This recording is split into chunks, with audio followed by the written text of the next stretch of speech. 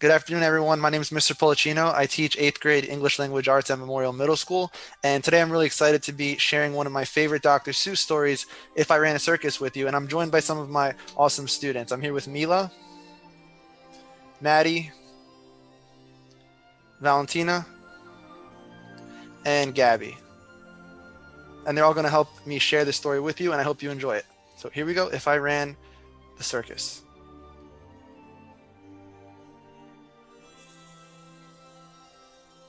If I Ran the Circus by Dr. Seuss.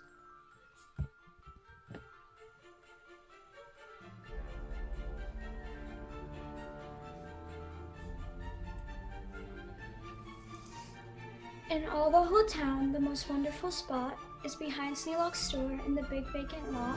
It's just the right spot for my wonderful plans, said young Morris McGurk, if I clean up the cans.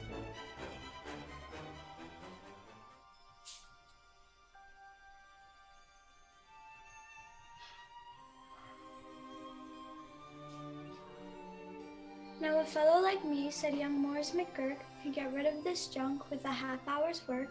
I could yank up those weeds and chop down the dead tree and haul off those old cars. There are just 2 or 3, and then the whole place would be ready, you see.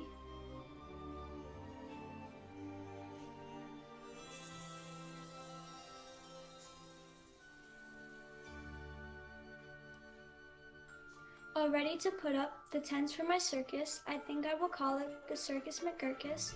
The Circus McGurkus, the world's greatest show, on the face of the earth or wherever you go.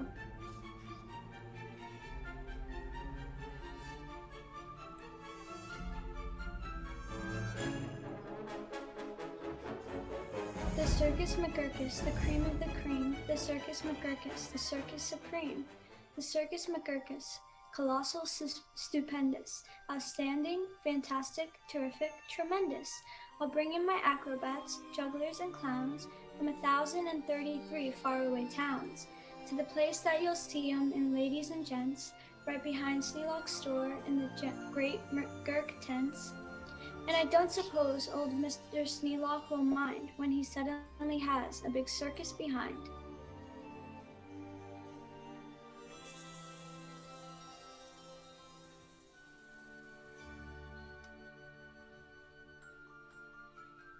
After all, Mr. Sneelock is one of my friends. He might even help out doing small odds and ends.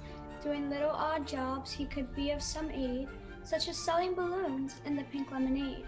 I think 500 gallons will be about right, and then I'll be ready for opening night.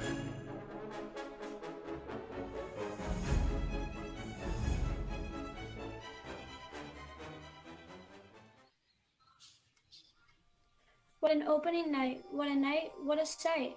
I'll hoist up the curtains, the crowds will crowd in, and my Circus McGurkus will promptly begin, with the welcoming toot on my welcoming horn, by my horn-tooting apes from the jungles of Jorn, where the very best horn-tooting apes are all born, 'cause the very fresh air there is fine for their lungs, and some of those fellows have 2 or 3 tongues.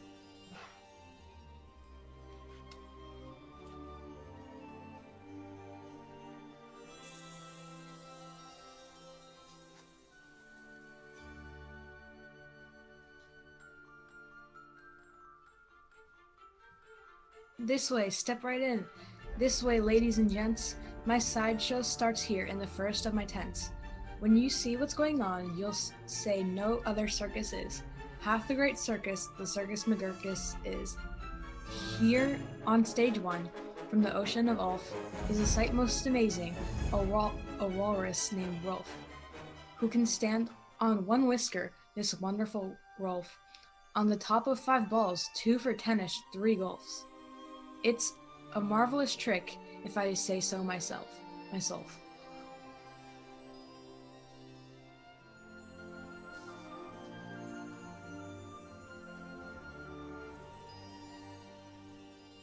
And on stage number 2, here's something quite new. From a country called From comes this drum-tum snum, who can drum any tune that you might care to hum. Doesn't hurt him a bit, case his drum tummy's numb. And you'll now meet the Foon, the remarkable Foon, who eats sizzling hot pebbles that fall off the moon. And the reason he likes them red hot, it appears, is he greatly enjoys blowing smoke from his ears. Of course, pebbles like this are quite hard to collect, but Sneelock will manage somehow, I expect. After all, Mr. Sneelock is one of my friends, and I'm sure he'll help out doing small odds and ends.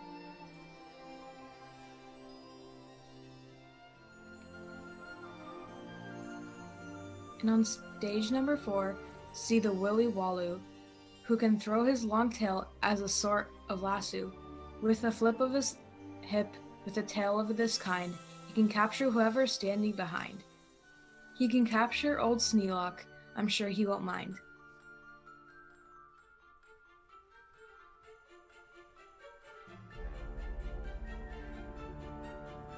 And now here is a hoodwink, who winks in his wink hood. Without a good wink hood, a hoodwink can't wink good. And folks, let me tell you, there's only one circus with wink-hooded hoodwinks, the Circus McGurkus.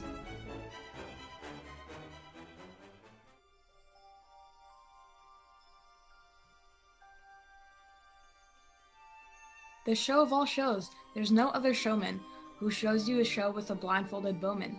The blindfolded bowman from Burger Roar, the world's sharpest sharpshooter, look at him shoot.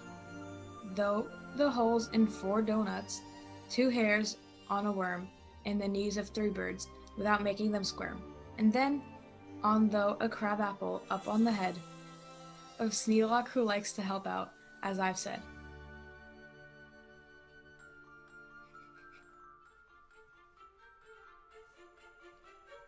And now comes to the spot where the spotlight is hot, and you'll see in the spotlight a juggling jot, who can juggle some stuff you might think he could not, such as 22 question marks, which is a lot. Also 44 commas, and also 1 dot. That's the kind of circus McGurkus I've got.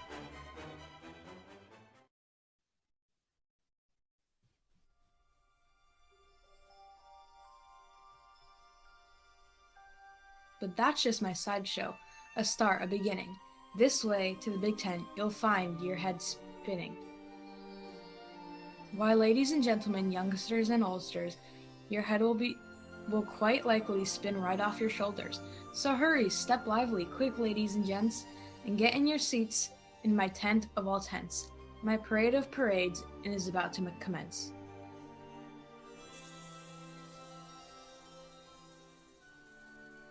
You'll see Drum Major Sneelock fling his baton, and my organ McGurkus come on with its hot steaming pipes of gold brass-plated tin, snorting all sorts of snorts in a bumbling din. There's super stupendous, stupendous, steworous, and when I play Dixie, please join in this chorus. Then a fluff muffled truffle will ride on a huffle, and next in line a fine fluff mox will shuffle. The fluff mox will carry a lunch in a pail, and a fiddle will carry the fluff mox tail, while on top of the fluff mox, 3 harp twanging snarp will twang mighty twangs on their 3 snarper harp, while a bluster of Balster blows bloops on a 3-noozled blueser, a Nosler blows floops on a 1-noozled noozer, and then comes a lion, who's partly a trout, then more stuff for 40 minutes about, and then behind them, then everyone stare. Come to and fro,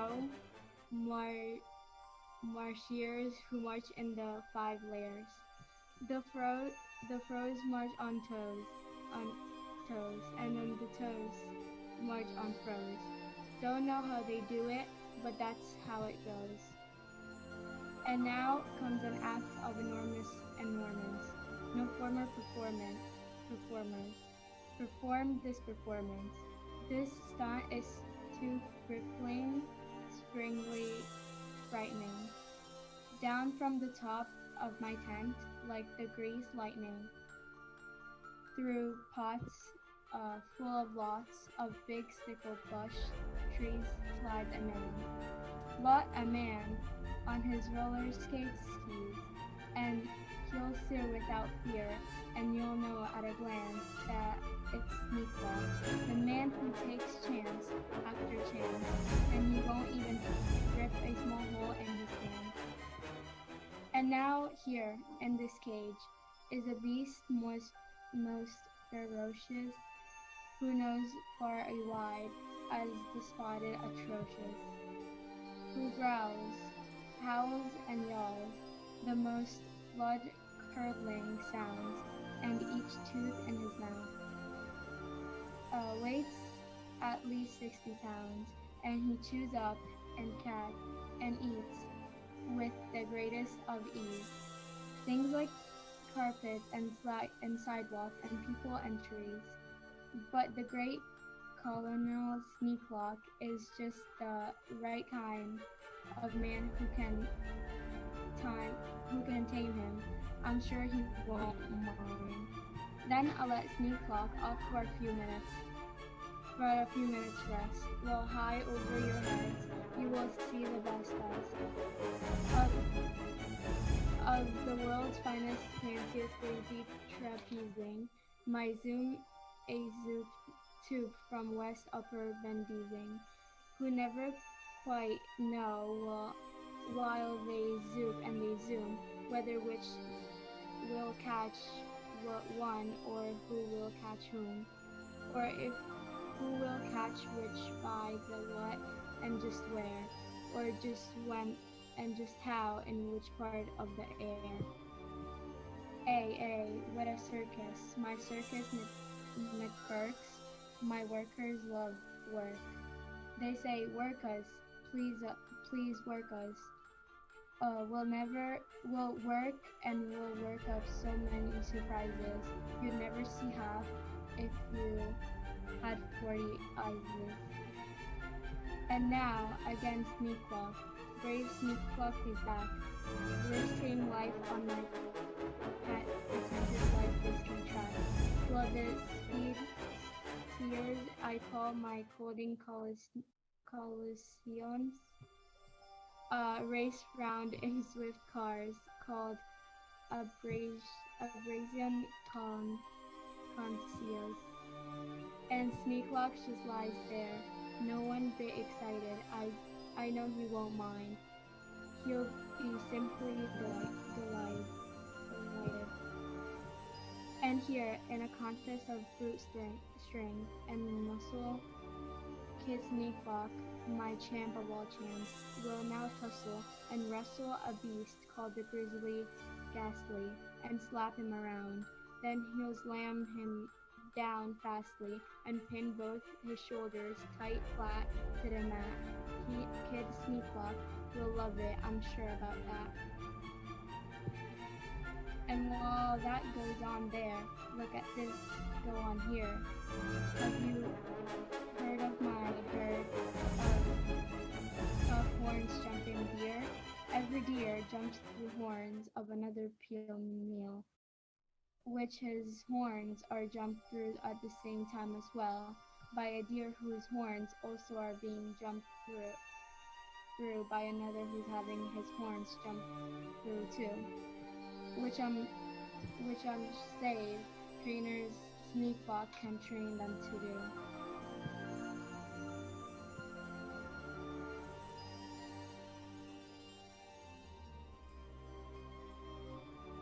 Then the whole tent will ring with hurrahs and wild shouts. When I wheel in my whales, they would turn on their spouts. My first whale, number 1, with an aim that aims true, spouts a spout that spouts knee lock to whale 2. And then whale number 2 spouts his spout like a gun. And that spout spouts old knee lock right back to whale 1. And then forward and backwards on spout after spout, my great about writer Sneelock gets spout about, just as long as the water they spout holds out. Then my tournament knights, noble apes without fears, Sir Hector, Sir Vector, Sir Bops, and Sir Beers, Sir Hawkins, Sir Dawkins, Sir Jocks, and Sir Jeers, clattered into the tent, and while everyone cheers, stage a roustabout joust with their boxing glove spears. And while all this wild ruxting goes on below, at the top of the tent, look, the star of my show, great daredevil Sneelock, the world's bravest type.